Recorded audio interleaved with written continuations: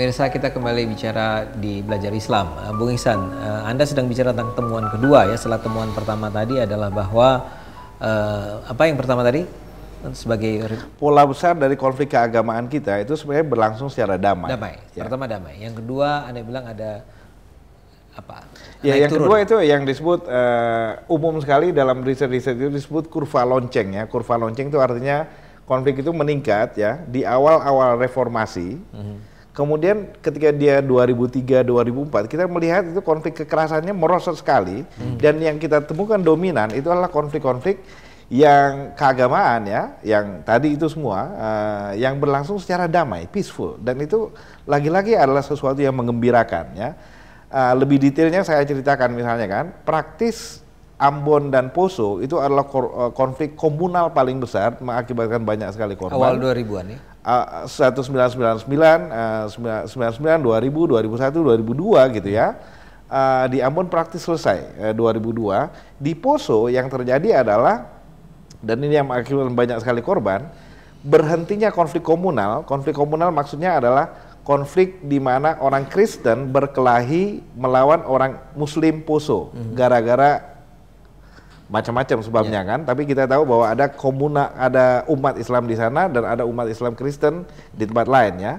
Nah, belakangan yang terjadi di Poso itu sebenarnya adalah bukan lagi konflik antara orang-orang Islam melawan orang-orang Kristen ya, tapi orang-orang Islam tertentu, mujahidin, disebut mujahidin di sana, yang diinfiltrasi oleh kelompok teroris Jawa sebenarnya kan, dalam hal ini Jamaah Islamiyah sebenarnya, yang masuk ke sana melatih mereka dengan senjata, nembak, bikin bom dan sebagainya ya. Dan kemudian yang berkembang itu bukan lagi satu kelompok besar umat Islam melawan kelompok besar umat Kristen, tetapi mujahidin tertentu yang sudah dilatih oleh JI ini ya melakukan aksi teror sebenarnya kepada korbannya umumnya adalah orang-orang Kristen. Dan itu bentuknya adalah pengeboman pasar, pembunuhan terhadap hakim yang dianggap tidak adil, mutilasi 3 siswi misalnya yang terkenal ya. Yang belakangan kemudian diketahui ya bahwa ini bukan lagi konflik komunal, ini teroris yang masuk ke sana dan itu ada penjelasan yang sangat umum sebenarnya adalah bahwa kelompok-kelompok teroris itu akan masuk ke satu wilayah yang sedang terjadi konflik untuk satu merebut sumber daya baru ya, kemudian mencari argumen untuk membenarkan terorisme, aksi terorisme. Jadi terjadi sebenarnya transformasi konflik di Poso itu dari konflik komunal menjadi terorisme sebenarnya gitu loh.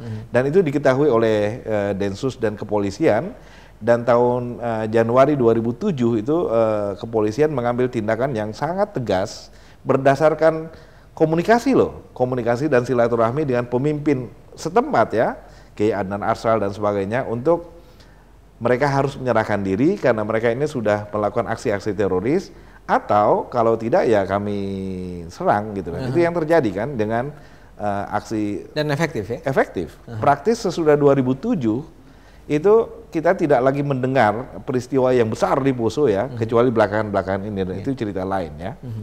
Jadi itu temuan kedua. Temuan yang ketiga yang juga melanjutkan yang tadi disebut oleh Pak Zainal, konflik-konflik sesudah itu umumnya terjadi bukan antar agama tetapi intra-Islam sebenarnya yang lebih banyak itu kan, yang 2006, 2007, 2008, dan itu terkait, bisa kita sebut terkait ya dengan kepemimpinan Pak SBY sebagai presiden gitu. Apa? Terhadap kelompok-kelompok tertentu. Sejumlah analisis misalnya Meriklev, hasil penelitian kami, ada lagi penelitian oleh organisasi internasional yang sangat kredibel mengenai Indonesia, yaitu International Crisis Group ya, yang menyebutkan bahwa Pak Susilo Bambang Yudhoyono ini tidak tegas sebagai presiden gitu, sehingga dia tidak bisa bersikap tegas terhadap kelompok-kelompok tertentu dalam Islam keras yang kira-kira memainkan hukum di tangan mereka sendiri gitu. Itu yang menyebabkan terjadinya kekerasan anti kelompok minoritas di Indonesia terakhir-terakhir ini, dan itu pun terkonsentrasi di wilayah-wilayah tertentu di Indonesia ya. Kalau oke. Kalau perhatian kita ke Bung Zainal, kalau perhatian Bung Zainal terutama diberikan pada 2008 dan seterusnya ya, apa yang disampaikan oleh Bung Ihsan ini masih berlaku tidak? Misalnya saja bahwa yang kurang diketahui sebetulnya konflik itu dilakukan dengan cara damai, bahwa praktisnya sudah dari 2006 tadi Anda sebut ya, tahunnya yang menjadi kurva terbaik itu penurunan dalam aksi-aksi kekerasan. Anda tapi menyebut dua kasus besar, yaitu adanya intra dan adanya apa namanya satu lagi antar agama dengan pusatnya pada rumah ibadah ya. Itu masih berlaku. Iya, yang menarik sebetulnya tadi sudah disinggung sedikit ya. Ada kecenderungan kalau menggunakan beberapa kriteria, model penelitian kita berbeda dengan Ihsan ya. Naik, itu justru naik.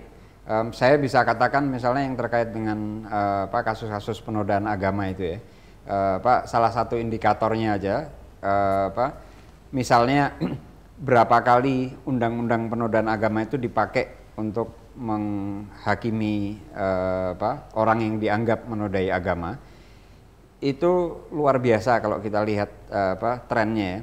Itu undang-undang keluar tahun 65, dari tahun 65 sampai 2000 itu dipakai mungkin hanya sekitar 10-an kali, terus meningkat, mulai 2005 sampai sekarang itu hampir 40 kali dipakai itu. Undang-undang itu dipakai Undang-undang untuk itu dipakai. menghukum orang. Ya, itu, tapi itu kita bicara di ruang pengadilan. Tapi dalam bahasanya penelitian Anda itu damai atau ke pengadilan? Gimana Bung Ihsan? Kalau ke pengadilan itu damai bukan? Itu damai. Oke. Jadi itu yang menjelaskan ya. Saya pakai itu untuk mengatakan itu cara yang mudah untuk menghitung sebetulnya. Nah, di luar pengadilan isu-isu seperti itu jauh lebih banyak. Oke. Sebentar dulu Bung Zainal.